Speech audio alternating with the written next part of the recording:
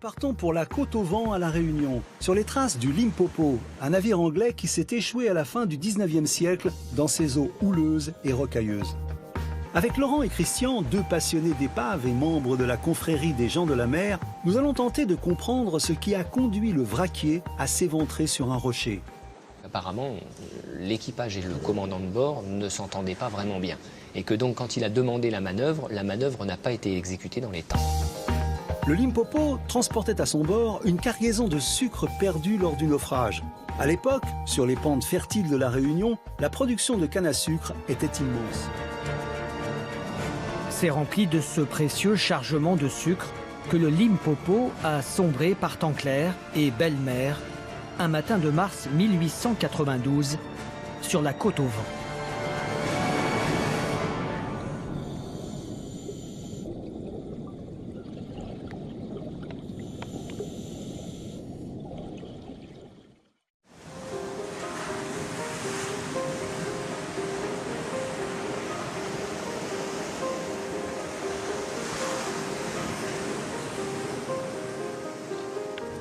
On descend là. Sur la plage de Galets de Sainte-Marie, Laurent Hoireau et Christian Desaigne, membres de la confrérie des gens de la mer, viennent arpenter le rivage, comme après chaque coup de vent. En laiton. Donc forcément, en construction marine. Terrestre, le laiton, on s'en sert pas, c'est beaucoup trop cher. Tu vois. Cabossé. Ouais. Il a fait une partie de sa vie dans l'eau. C'est pas un filetage. Non, c'est un filetage, c'est une déco. Hein. Ouais, c'est une déco. Ils sont à la recherche de vestiges du Limpopo.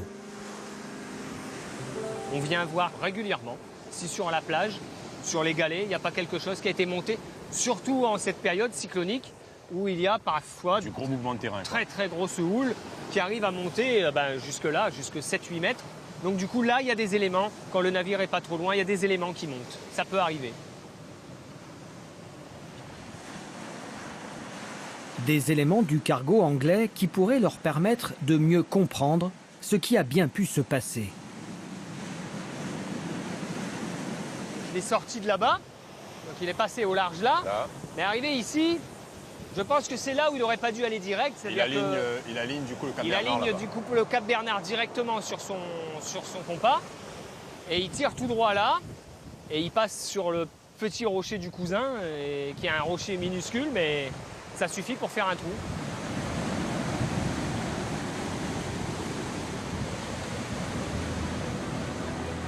Nous sommes le 10 mars 1892.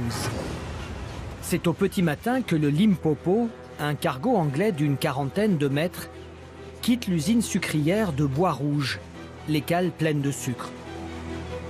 Il se rend à Saint-Denis de la Réunion, avant de prendre le large pour un long voyage vers l'Europe. La mer est belle. Même si à cette époque de l'année, les alizés peuvent générer une forte houle et rendre les conditions de navigation particulièrement difficiles.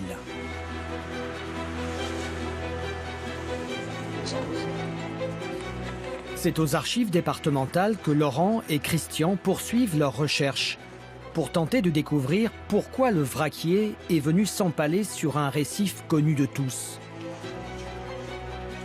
Ils découvrent, grâce à un article de presse de l'époque, une piste intéressante. Le navire avait pris un pilote, il y avait un pilote à bord, et malgré tout, il a tiré tout droit sur la rade de Saint-Denis, et donc il a talonné sur cette roche. Ce qui est une erreur de navigation d'un débutant, alors que normalement le pilote doit bien connaître... On a d'autres éléments dans ce journal, quand le journaliste interviewe d'autres personnes, dont une personne de l'équipage, qui nous dit qu'apparemment l'équipage et le commandant de bord ne s'entendaient pas vraiment bien. Et que donc quand il a demandé la manœuvre n'a pas été exécutée dans les temps. Du coup, avec ces circonstances-là, on peut se dire qu'effectivement, si l'équipage ne réagit pas, le navire est à vapeur, il est mixte, il est vapeur et voile, mais là il navigue à vapeur.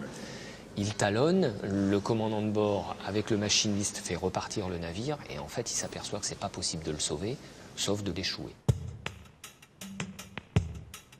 Grâce à cette ultime manœuvre, le capitaine finit par sauver l'ensemble de son équipage, mais perd presque toute sa cargaison. le Limpopo coule à une centaine de mètres du rivage. Ironie du sort, le bateau faisait partie d'une série de 25 autres navires à vapeur qui furent tous perdus en mer ou naufragés.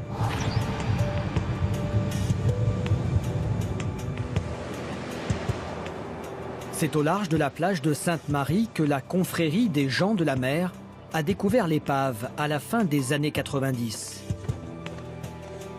Depuis, peu de plongées ont eu lieu sur le Limpopo.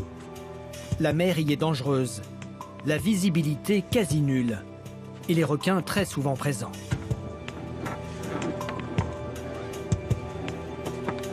Mais aujourd'hui, les conditions paraissent plutôt bonnes. Christian a rassemblé quelques amis pour tenter une plongée. Allez messieurs, c'est parti, c'est bon. Capitaine, en avant. C'est assez compliqué parce que c'est un endroit particulier pour plonger. La mer est toujours un petit peu mauvaise.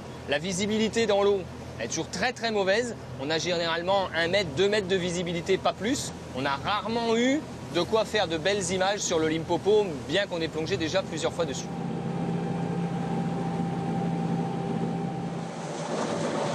Bientôt. Normalement, il est là. Hein. On était là la dernière fois. Hein. C'est dessus là, non, le point GPS? Oh, on est quasiment dessus.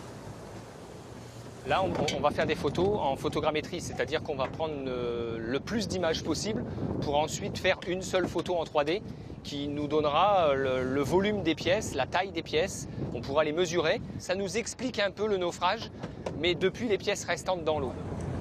Mais là, le soleil, s'il passe entre 2 nuages, on va voir un petit peu si c'est pas trop... Et on peut balancer la perche pour voir.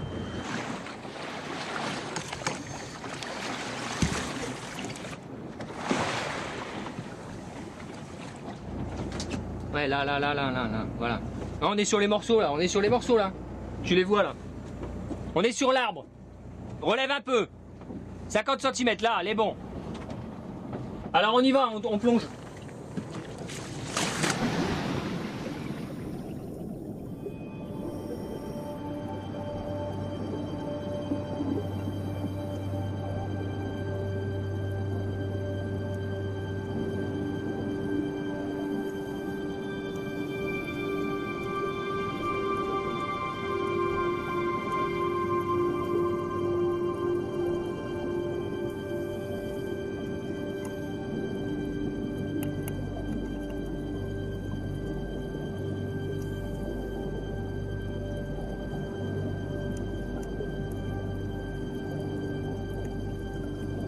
Le Limpopo ne leur livrera pas tous ses secrets, mais probablement que le capitaine et l'équipage ont joué un jeu dangereux qui les a conduits au naufrage.